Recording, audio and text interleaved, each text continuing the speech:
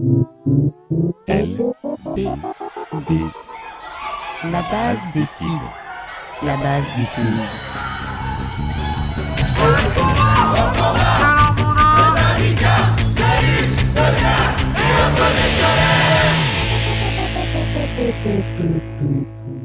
Bonjour, vous écoutez LBD, le podcast de Sud Éducation.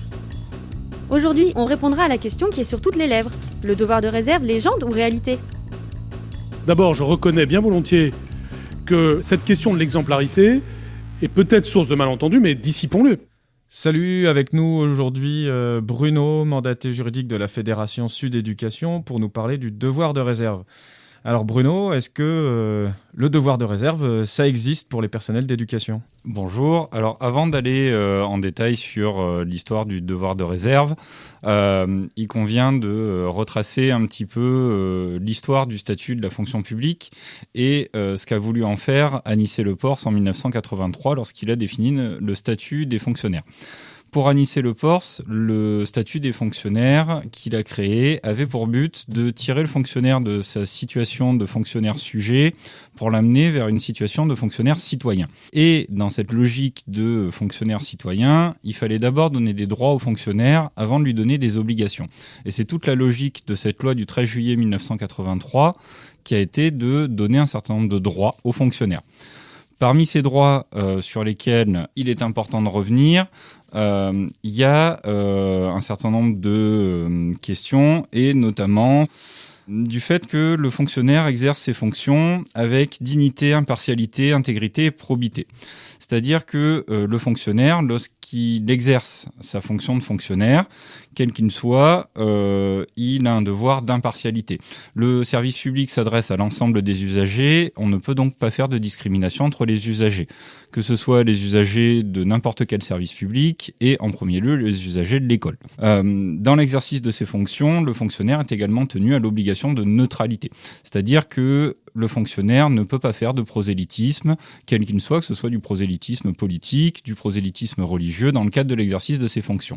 Sa liberté d'opinion lui est garantie, mais un certain nombre de ses opinions relèvent de la sphère privée et n'ont pas à interférer dans l'exercice du métier. De même, le fonctionnaire exerce ses fonctions dans le respect du principe de la laïcité. Donc, l'application de la stricte séparation entre la sphère publique et les églises, telles que définies dans la loi de séparation des églises et de l'État de 1905. Et donc, ce que tu nous dis, c'est qu'il y a une obligation de neutralité et de laïcité, mais qu'il n'y a pas de devoir de réserve, contrairement à ce que raconte le ministre. Alors, nous avons, dans l'exercice de nos fonctions, un devoir de discrétion professionnelle. C'est-à-dire que toutes les informations personnelles que nous avons à notre connaissance sur les usagers de l'école, que ce soit par exemple dans le cas d'un enseignant, toutes les informations qu'on connaît sur les familles, sur l'élève, des données personnelles, nous n'avons pas à en faire une communication large, pas de façon publique. Par contre, ce devoir de discrétion professionnelle, dans la mesure où il est partagé par nos collègues, dans le cadre notamment de la concertation entre les équipes enseignantes, nous pouvons partager entre nous, du fait de ce secret partagé, les informations dont les collègues ont besoin dans le cadre de l'exercice de leur métier d'enseignant et d'enseignante pour le bien de l'élève et pour tenir compte de certaines situations particulières. Il existe par contre des catégories de personnel qui sont soumises à un devoir de secret professionnel, notamment les assistantes sociales et secret médical pour les infirmiers et les infirmières scolaires. Ok, merci. Et du coup, ça veut dire qu'on peut dire ce qu'on pense de l'administration ou du ministère en manifestation ou en conseil d'administration ? Quand on est en manifestation ou en conseil d'administration, le cadre est différent. Dans le cadre d'une manifestation qui va s'inscrire dans un cadre de mouvement de grève, à partir du moment où le fonctionnaire est gréviste, il est délié de ses obligations envers son employeur. Il a sa liberté d'expression.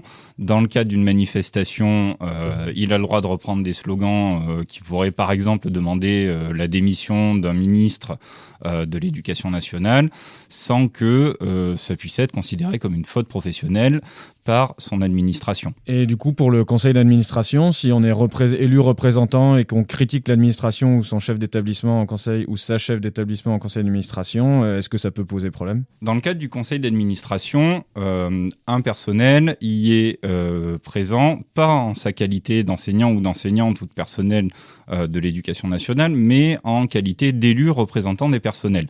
À ce titre-là, il ou elle a une liberté de parole, une liberté d'expression qui dépasse ce qu'il peut faire dans le cadre de ses fonctions habituelles d'enseignant, d'enseignante ou de toute autre catégorie de personnel. Le devoir de réserve, pour en revenir à la question initiale, en réalité, Anicet-Le-Pors a toujours refusé de le définir dans la loi, d'en faire une obligation pour les fonctionnaires, parce qu'il pensait que ce n'était pas souhaitable.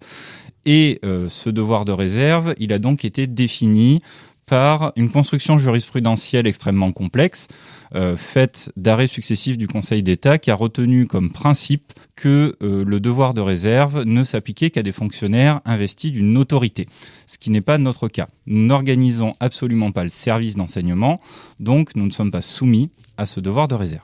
Eh bien, merci Bruno. Du coup, on comprend, pas de devoir de réserve pour les personnels de l'éducation nationale. Dissipons-le. C'était LBD, le podcast de Sud Éducation, et d'ici la prochaine émission...